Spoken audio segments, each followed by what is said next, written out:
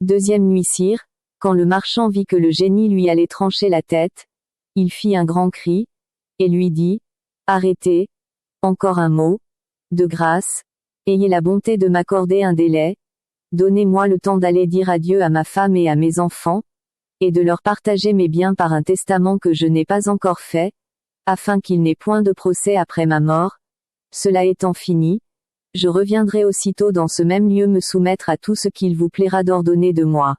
Mais, dit le génie, si je t'accorde le délai que tu demandes, j'ai peur que tu ne reviennes pas. Si vous voulez croire à mon serment, répondit le marchand, je jure par le Dieu du ciel et de la terre que je viendrai vous retrouver si sans y manquer. De combien de temps souhaites-tu que soit ce délai? Répliqua le génie. Je vous demande une année, repartit le marchand. Il ne me faut pas moins de temps pour donner ordre à mes affaires, et pour me disposer à renoncer sans regret au plaisir qu'il y a de vivre.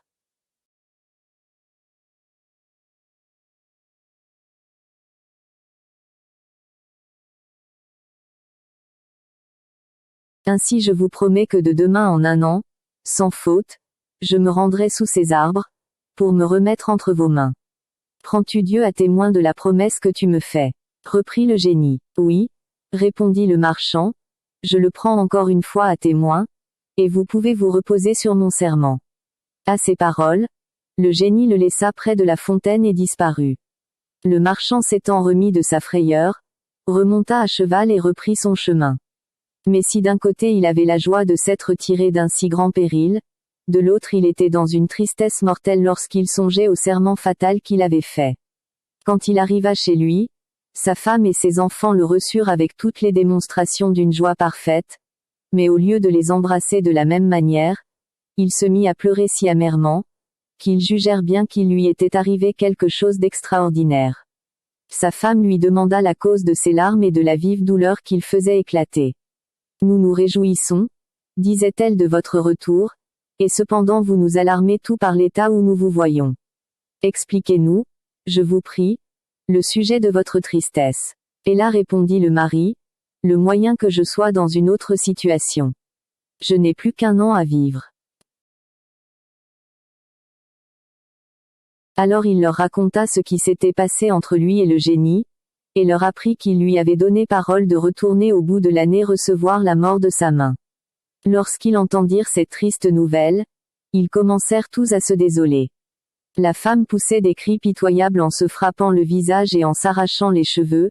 Les enfants, fondant en pleurs, faisaient retentir la maison de leurs gémissements, et le père, cédant à la force du sang, mêlait ses larmes à leurs plaintes. En un mot, c'était le spectacle du monde le plus touchant. Dès le lendemain, le marchand songea à mettre ordre à ses affaires, et s'appliqua sur toute chose à payer ses dettes.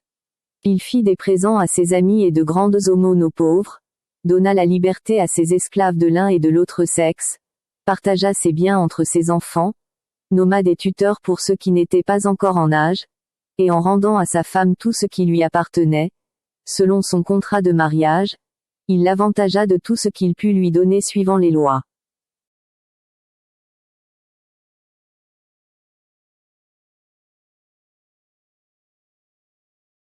Enfin l'année s'écoula, et il fallut partir. Il fit sa valise, où il mit le drap dans lequel il devait être enseveli, mais lorsqu'il voulut dire adieu à sa femme et à ses enfants, on n'a jamais vu une douleur plus vive.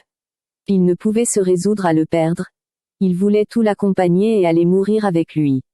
Néanmoins, comme il fallait se faire violence et quitter des objets si chers, mes enfants, leur dit-il, j'obéis à l'ordre de Dieu en me séparant de vous.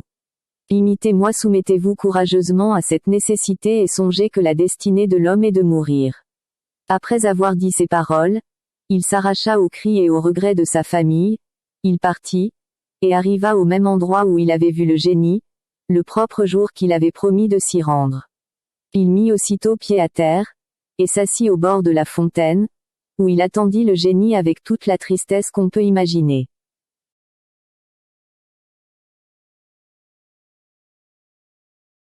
Pendant qu'il languissait dans une si cruelle attente, un bon vieillard qui menait une biche à l'attache, parut et s'approcha de lui.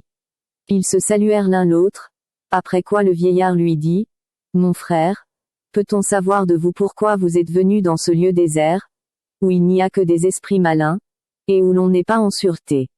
À voir ces beaux arbres, on le croirait habité, mais c'est une véritable solitude, où il est dangereux de s'arrêter trop longtemps. Le marchand satisfit la curiosité du vieillard, et lui conta l'aventure qui l'obligeait à se trouver là.